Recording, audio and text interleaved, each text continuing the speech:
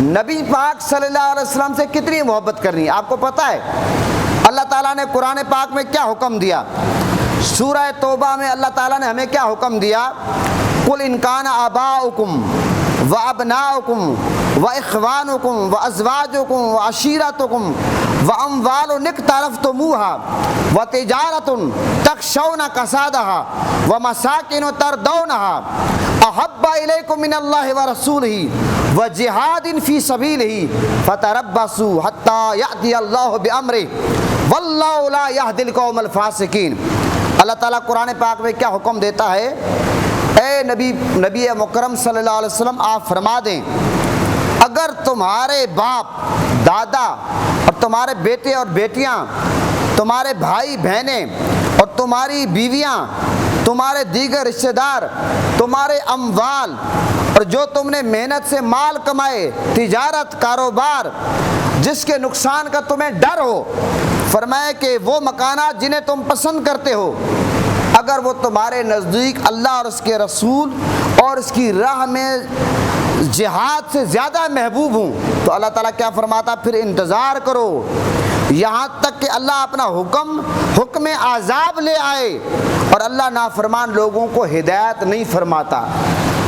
اب قرآن کی اس آیت میں اللہ نے کیا حکم دیا سورہ توبہ میں کہ نبی پاک صلی اللہ علیہ وسلم سے جان، مال، اولاد، خاندان، بھائی، رشتہ دار، عزیز، اچھے مکان، تجارت، کاروبار، بزنس، ہر چیز سے زیادہ پیار آقا علیہ السلام سے کرنا ہے۔ یہ بات میری نہیں ہے، یہ کسی مولوی مفتی شیخ الحدیث کی بات نہیں ہے، یہ قرآن پاک کی بات ہے، سورہ توبہ پارہ نمبر 10 کی بات ہے۔ اب ہم حدیث کی طرف آتے ہیں۔ آقا علیہ السلام کا فرمان ہے، بخاری اور مسلم کی حدیث ہے، حضرت انس راوی آقا علیہ السلام نے فرمایا کہ لا یؤمن احدکم حتی اکون احب الیہ من والدی وولدی والناس اجمعین۔ بخاری اور مسلم کی حدیث ہے کہ میرے آقا نے فرمایا کہ تم میں سے کوئی مومن نہیں ہو سکتا جب تک میں اس کے والد یعنی والدین، اس کی اولاد اور تمام لوگوں سے زیادہ محبوب تر نہ ہو جاؤں۔ اب آپ سنیں، حضرت عمر فاروق رضی اللہ عنہ میرے آقا کے ساتھ کھڑے تھے۔ حضرت عمر فاروق رضی اللہ عنہ، حضرت عبداللہ بن حشام اس حدیث پاک کے راوی ہیں کہ ہم آقا علیہ السلام کے ساتھ تھے تو آقا علیہ السلام نے حضرت عمر بن خطاب کا ہاتھ تھما ہوا تھا، تو حضرت عمر نے عرض کیا یا رسول اللہ صلی اللہ علیہ وسلم، میں اپنی جان کے سوا آپ سے سب سے زیادہ پیار کرتا ہوں، جان کے سوا۔ آقا علیہ السلام نے فرمایا کہ نہیں، قسم ہے اس ذات کی جس کے قبضہ قدرت میں میری جان ہے، اس وقت تک مومن نہیں ہو سکتے جب تک مجھے اپنی جان سے زیادہ محبوب تر نہ جانوں۔ یہ بات آقا علیہ السلام نے کس سے کی ہے؟ حضرت امیر المومنین حضرت عمر فاروق رضی اللہ عنہ سے آقا علیہ السلام نے کی ہے۔ فاروق اعظم عرض کرتے ہیں یا رسول اللہ، جان کے علاوہ میں آپ سے سب سے زیادہ پیار کرتا ہوں۔ آقا علیہ السلام نے فرمایا نہیں، قسم اس ذات کی جس کے قبضہ قدرت میں میری جان ہے، قسم اس ذات کی، اللہ کی، اس وقت تک تم مومن نہیں ہو سکتے جب تک مجھے اپنی جان سے زیادہ محبوب تر نہ رکھو۔ اچھا پھر کیا ہوا؟ حضرت عمر عرض کرنے لگے یا رسول اللہ، اللہ کی قسم، اللہ رب العزت کی قسم۔ فاروق اعظم عرض کرنے لگے یا رسول اللہ، اب آپ مجھے میری جان سے بھی زیادہ محبوب ہیں۔ محترم حضرات، حضرت عمر فاروق رضی اللہ عنہ کا یہ فرمانا اور آقا علیہ السلام کا یہ فرمانا کہ جان سے زیادہ پیار نہیں کرو گے تو ایمان کامل نہیں ہے، مومن نہیں ہو سکتے۔ مجھے آپ یہ بتاؤ کہ آج ہم میں سے ہر شخص یہ دعویٰ کرتا ہے کہ میں نبی سے محبت کرتا ہوں، میں نبی سے پیار کرتا ہوں، کیا ہم اس دعوے میں سچے ہیں؟ قرآن یہ کہتا ہے کہ جان، مال، اولاد، وطن، تجارت، کاروبار، ہر چیز سے زیادہ پیار کرو۔ کیا ہم آقا علیہ السلام سے محبت کرتے ہیں؟ مجھے آپ یہ بتاؤ، آج اگر میرے باپ کو کوئی برا بھلا کہے میں اس بندے کو معاف کرتا ہوں؟ آپ کے سامنے آپ کے بیٹے کو کوئی تھپڑ مار دے، آپ اس بندے کا گریبان پکڑ لیتے ہیں، پکڑتے ہیں نہیں پکڑتے؟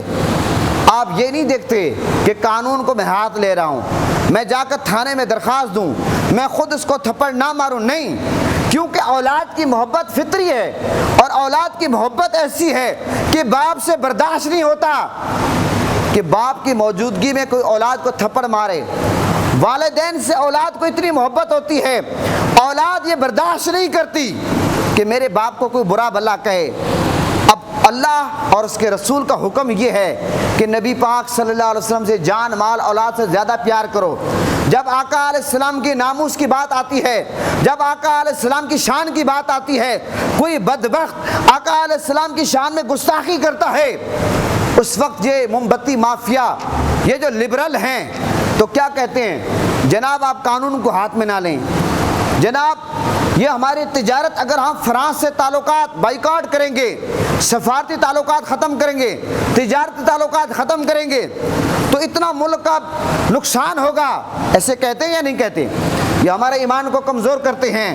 اب آپ جانتے ہیں کہ انڈیا میں مودی بدبخت، جس نے پہلے کشمیر میں ظلم کی انتہا کر دی، اب مودی حکومت کی سرپرستی میں ایک بدبخت خاتون نے آقا علیہ السلام کی شان میں گستاخی کی۔ آپ سب کو پتہ ہے یا نہیں ہے؟ پتہ ہے۔ اور اس نے حضرت ام المومنین حضرت بی بی عائشہ صدیقہ کی شان میں گستاخی کی اور قرآن کا مذاق اڑایا۔ یہ آپ سب کو پتہ ہے یا نہیں ہے؟ لیکن لوگ ٹس سے مس نہیں ہوتے۔ میں تو حیران ہوں کیسے لوگوں کو آرام کی نیند آتی ہے، کس طرح آپ رات کو کولر لگا کر اے سی لگا کر سو جاتے ہیں۔ آپ کے باپ بیٹے کو کوئی گالی دے، ساری رات آپ کو نیند نہیں آتی، آپ کا بلڈ پریشر ہائی ہو جاتا ہے۔ لیکن جس بدبخت نے قرآن کی ناموس پر حملہ کیا، ام المومنین حضرت بی بی عائشہ صدیقہ کی ناموس پر حملہ کیا، تاجدار کائنات کی ناموس پر حملہ کیا، ارے آپ کس طرح کے مسلمان ہیں؟ آپ کے ضمیر مر چکے ہیں، آپ کو کیسے نیند آتی ہے؟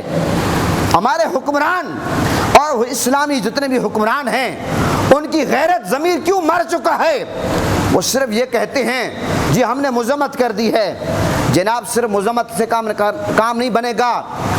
قرآن کا یہ حکم ہے سورہ توبہ میں، قرآن کی آیت میں نے آپ کے سامنے پڑھی ہے کہ جب اللہ اور اس کے رسول کی محبت کا معاملہ آئے، اگر اس وقت آپ یہ کہیں کہ تجارت کا معاملہ آ گیا، جو آپ مال کماتے ہیں اس کے نقصان کو آپ نے پیچھے رکھنا ہے، اللہ اور اس کے رسول کی محبت کو آگے رکھنا ہے، والدین اولاد کو پیچھے رکھنا ہے، تو آج ہم یہ مطالبہ کرتے ہیں گورنمنٹ سب سے پہلے کیا کرے؟ یہ گستاخیاں آپ کو پتہ ہے کیوں ہوتی ہیں؟ نچلی سطح پر جو عوام ہیں وہ نبی پاک صلی اللہ علیہ وسلم سے ٹوٹ پھوٹ کر محبت کرتے ہیں، اور جتنے بھی حکمران ہیں، یہ اسلامی جتنے بھی حکمران ہیں، یہ کیا کرتے ہیں؟ یہ عملی طور پر کردار ادا نہیں کرتے۔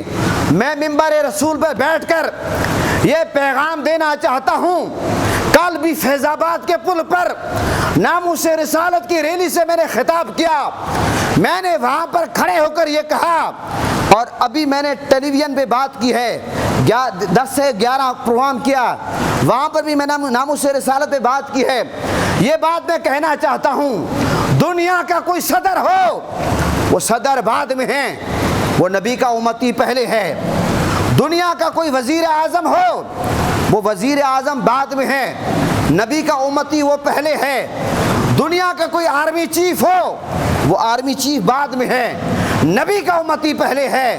اس لیے جب ناموس رسالت کا معاملہ آئے، یہ صرف عوام کی ذمہ داری نہیں ہے، یہ صرف مولویوں کی ذمہ داری نہیں ہے، یہ صرف پیروں کی ذمہ داری نہیں ہے۔ دنیا میں تمام جو حضور کے امتی رہتے ہیں، جب آقا علیہ السلام کی شان میں معاذ اللہ کوئی بدبخت گستاخی کرے، تو اس وقت آپ یہ نہ دیکھیں کہ میری نوکری خطرے میں پڑ جائے گی، میرا عہدہ خطرے میں پڑ جائے گا، میرا منصب خطرے میں پڑ جائے گا۔ جہاں پر نبی کی ناموس کی بات آ جائے، نبی کی عزت کی بات آ جائے، وہاں پر نوکریوں کو، عہدے کو، منصب کو جوتے کی نوک پہ رکھنا چاہیے۔ یہ عہدے، یہ منصب، یہ عزتیں، ساری چیزیں بعد میں ہیں، کملی والے آقا کی عزت پہلے ہے۔ جو بدبخت اپنے عہدے اور منصب کی خاطر نبی کی ذات سے وفا نہیں کرتا، اس پر لعنت ہے، اور وہ اپنے عہدے کو کیا کرے گا؟ ہمیں ایسے عہدے نہیں چاہیے، ایسی نوکریاں نہیں چاہیے جو نبی کی عزت کے بارے میں آڑے آئے، ہم سے یہ برداشت نہیں ہوتا، ہم سے یہ گوارا نہیں ہوتا۔ اگر حضور کی عزت پر کوئی حملہ کرے اور ہم اس وجہ سے آواز بلند نہ کریں کہ نوکری چلی جائے گی، جن کی نوکریاں نہیں ہیں کیا ان کو رزق نہیں مل رہا؟ کیا وہ بھوکے مر رہے ہیں؟ ہم یہ دیکھتے ہیں کہ جب بھی نبی کی عزت کا معاملہ آتا ہے لوگوں کے عہدے آڑے آ جاتے ہیں۔ اس لیے یہ جو بار بار گستاخیاں ہوتی ہیں اس کی بنیادی وجہ یہ ہے، یہ جو ہمارے اسلامی حکمران ہیں یہ ان کی بے غیرتی ہے کہ عہدے کی وجہ سے یہ سر عام سینہ تان کر یہ گستاخ رسول کی سزا کا مطالبہ نہیں کرتے، صرف یہ کہتے ہیں مذمت کرتے ہیں۔ اب ہمیں اس مذمت سے آگے آنا پڑے گا، سینہ تان کر تمام مسلم حکمرانوں کو یک آواز ہو کر یک جان ہو کر مطالبہ کرنا ہوگا۔ کل کوئی کہہ رہا ہے کہ اس بدبخت خاتون نے معافی مانگ لی ہے، معافی مانگنے سے کام نہیں چلتا۔ ہم کون ہیں کہ جس نے نبی کی شان میں گستاخی کو اس کو معاف کریں؟ گستاخ رسول کی سزا کیا ہے؟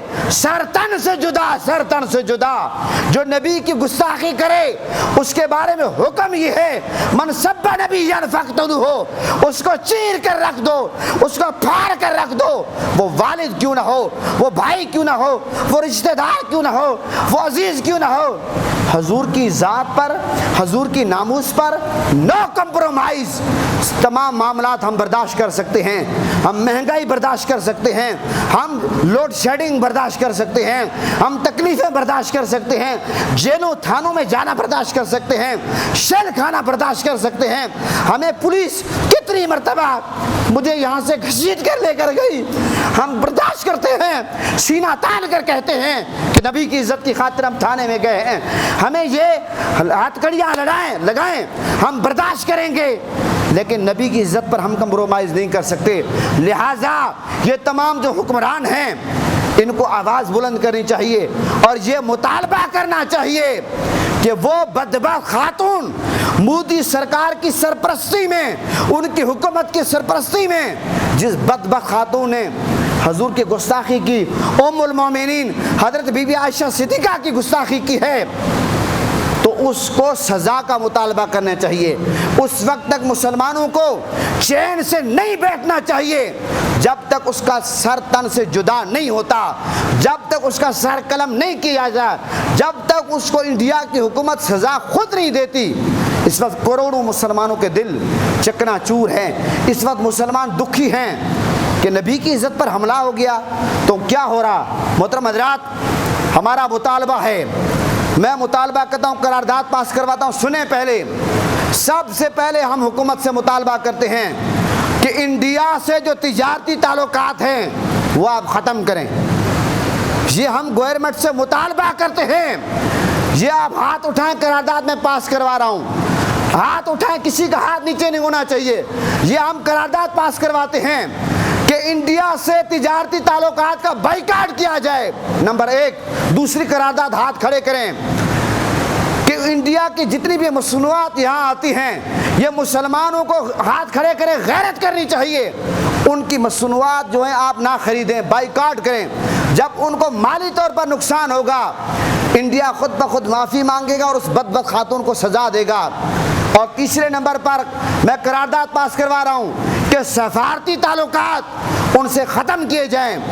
پہلے بھی ہمارے حکمران کہتے تھے جی اگر ہم فرانس سے تعلقات ختم کریں گے، سفارتی تعلقات ختم کریں گے، پوری یورپی یونین سے ہمارے تعلقات ختم ہو جائیں گے۔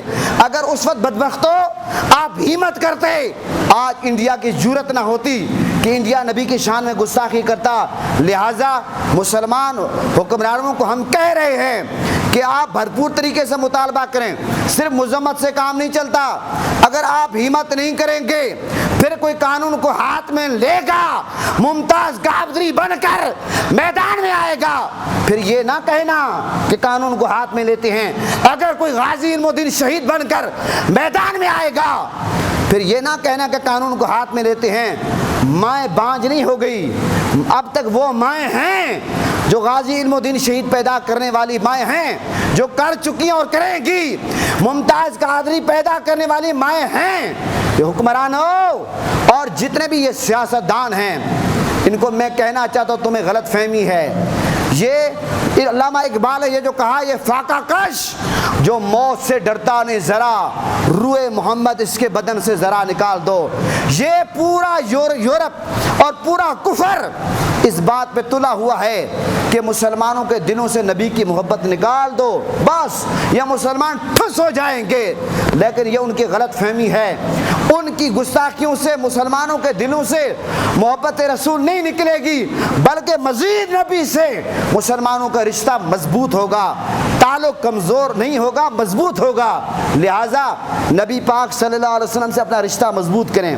میں نے قرآن کی آیات اور بخاری مسلم کی حدیثیں آپ کے سامنے رکھی ہیں۔